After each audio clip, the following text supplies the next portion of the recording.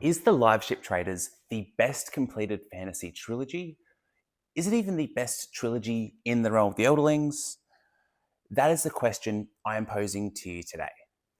Because I am on the search for the best fantasy trilogy of all time, because I love a 14-book series as much as the next man, but there's something satisfying about a trilogy that you can smash through in a month and just get a nice, huge, epic story in a very concise manner. So today I'm going to be breaking down the Liveship Traders, my current favorite completed fantasy trilogy. We'll be keeping this all spoiler-free, going into what it's about, where it's set, who are the characters we get, what's the writing like, what's the themes of the story, and in the end we'll be answering the question, can you read this series as a standalone if you don't want to read all of the Realm of the Elderlings? I've done a couple of these breakdowns in the past for Empire of the Vampire and Sun Eater, Empire of the Vampire being my favorite series of all time at the moment. But in that very video for Empire of the Vampire, when I was saying how great it was, I said there's potential for Robin Hobb to take over that title of my favorite series of all time. Now, once Empire of the Vampire gets completed, we're going to have to return to these two to see which one wins it out. So let's dive into it and what makes it so good. But right before I tell you what Liveships is about, let me know what is your favorite fantasy trilogy that you've read.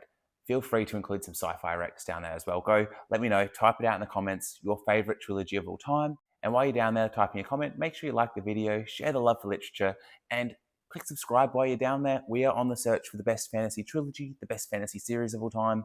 Join me on my journey. Let me know what I should be reading. But now, The Liveship Traders by Robin Hobb. What is it about? This is set in the same world as the Farseer trilogy, but this story doesn't take place in the Six Duchies.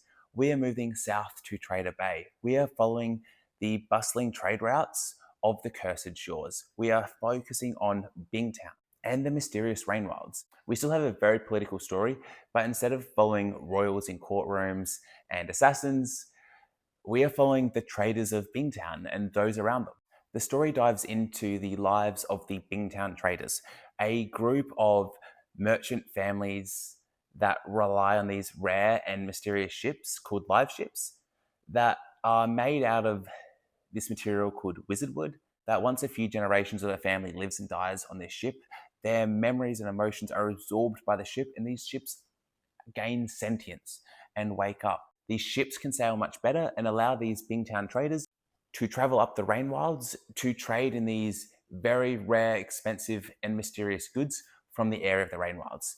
Now, the heart of this story follows one of these families from Bingtown as their ship wakens, and this family has some inner turmoil going on, but they are fighting for their legacy. They are up against it financially, and they have to start making some money. But whilst they're just trying to sort themselves out as a family, they and the rest of the old traders from Bingtown has to deal with new ambitious traders coming to town.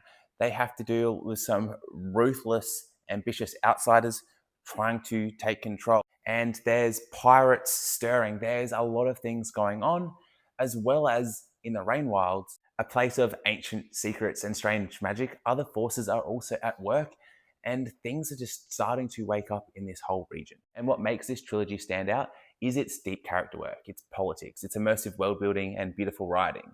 The way it explores themes of power, identity, carrying traumas, and the bonds between people and the things they create. It's a story of adventure, discovery, and transformation, both personal and epic in scale. Hey, sorry to interrupt the video, just got some exciting news. We've got the channel's first sponsor, me, wait, no, you, that's how it is.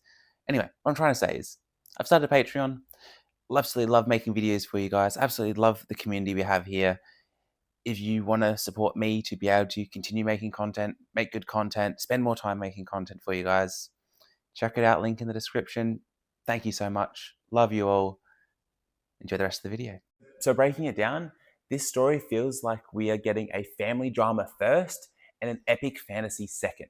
We get to deeply know the Vestrid family of Bingtown, but we also have a very large cast in this series that allow us to see all the different factions that exist in the Cursed Shores and Traders Bay. We get to see the mysterious cloaked figures of the Rainwilds.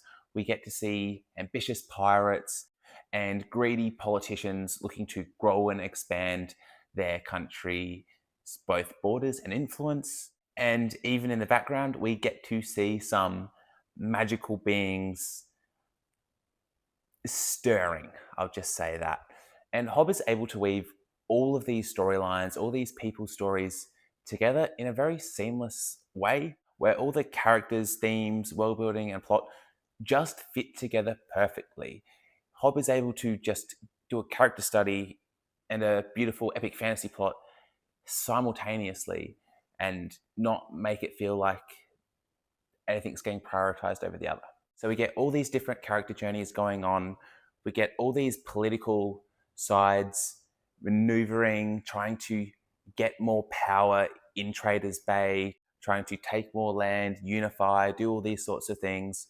And then in the background of this family drama and political story, there's just the huge fantasy side that is adding to the realm of the Elderlings as a whole.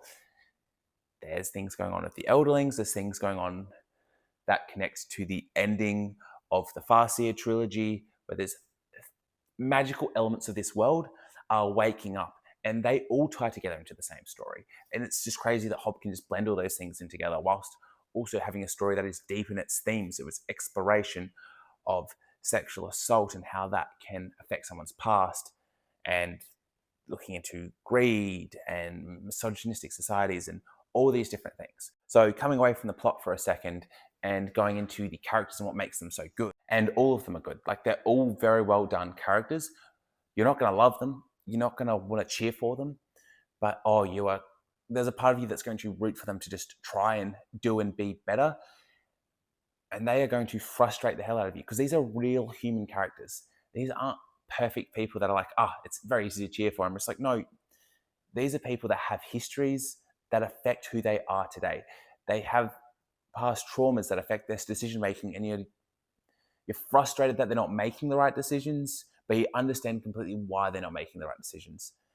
These characters all feel so human, and there's such a large cast that you just get a very different flavor of character with all these different stories, which just makes a super compelling story because each of these characters have their own reasons for doing everything.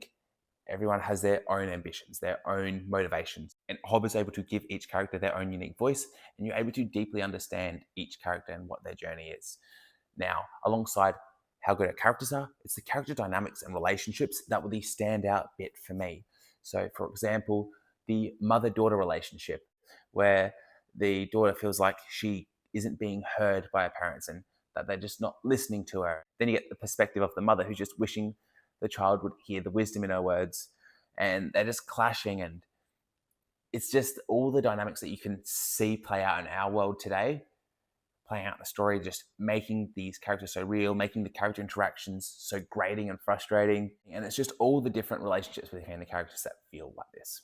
Like, you have our younger characters that are just trying to show off to their peers and worrying about like this little thing going on at a party whilst there's some big thing going on that means so much more. But when you're young, you just get lost in the, he said, she said, showing off to your friends sorts of things.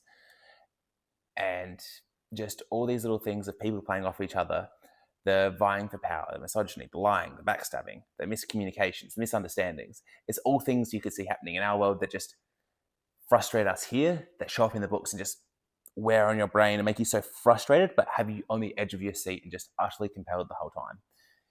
It's a drama and it's a big air fantasy epic at the same time.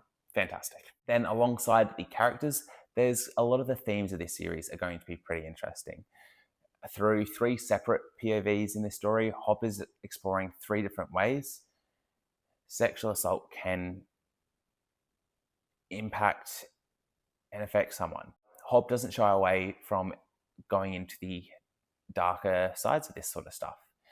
And I think out of any fantasy series I've read, she has done it both the most tasteful, where there's not the most graphic stuff on page, but the exploration of the impact of it is still very deep. And having 3 separate characters go through it at different times, you get to see 3 different ways the impact of it can show up in people's lives. Then alongside that, there's also a look at greed, power, gender roles, freedom, autonomy. We have a lot of clashing cultures in this series, as just all the different groups of people are coming together, and it's quite a time of change. So there's a lot of discussion on these different cultures, how they deal with slavery, how they treat their women. Some treat their women as equals, some don't. Some cultures are trying to cling on to the past, others are trying to shape something new. And you're seeing all these ideas come together and collide. Hob just gets to express her exploration of all these different topics. It's very fun, it's very interesting. Then moving into the writing, world building, and fantastical side of this series. And I mentioned writing with the world building because it's the writing that brings this world to life so much. The writing elevates every aspect of the story, but in particularly the world building, because Hob has a very descriptive and rich prose that is also very smooth and easy to read. You can find yourself flying through Hobb's books because of the flow and the smoothness of the writing. You get transported to another world very quickly. She's definitely a top 3 writer of all time for me, and you'll find her writing very cozy and easy to pick up, and you find yourself being transported to another world. She writes very big chapters as well, where each chapter is a story in itself. We get something out of every chapter, so it's not like we're just getting a short little snippet of someone's life. We're getting a progression as some sort of character moment happens in each chapter, and each chapter is a nice journey in its own. There's about 35 to 40 chapters per 800-page book, and they're all just an incredible journey. And then the world in these books is very much like our own, but it just feels mystical and whimsical at all times because of the writing style and these fantasy elements, these magic sort of awakening just builds between each book. So it starts less fantasy in book 1, and then we get a lot of those fantastical elements in book 3.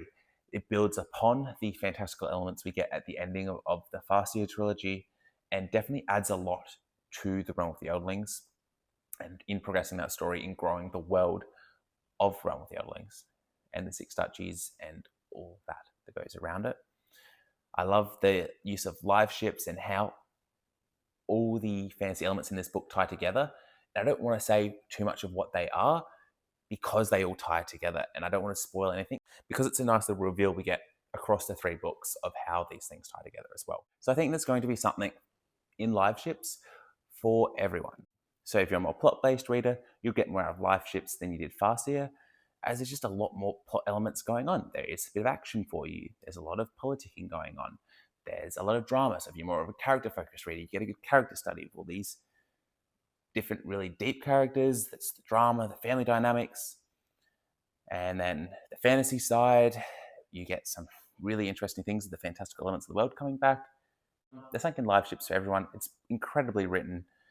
And if you read a bit of Farseer and didn't like it because you didn't like Fitz, it was a bit slow, you should probably read Live Ships if you liked the writing, because you still get that incredible writing, really good world, and a lot more characters that you'll be able to enjoy and get through. Pacing is like a little bit quicker.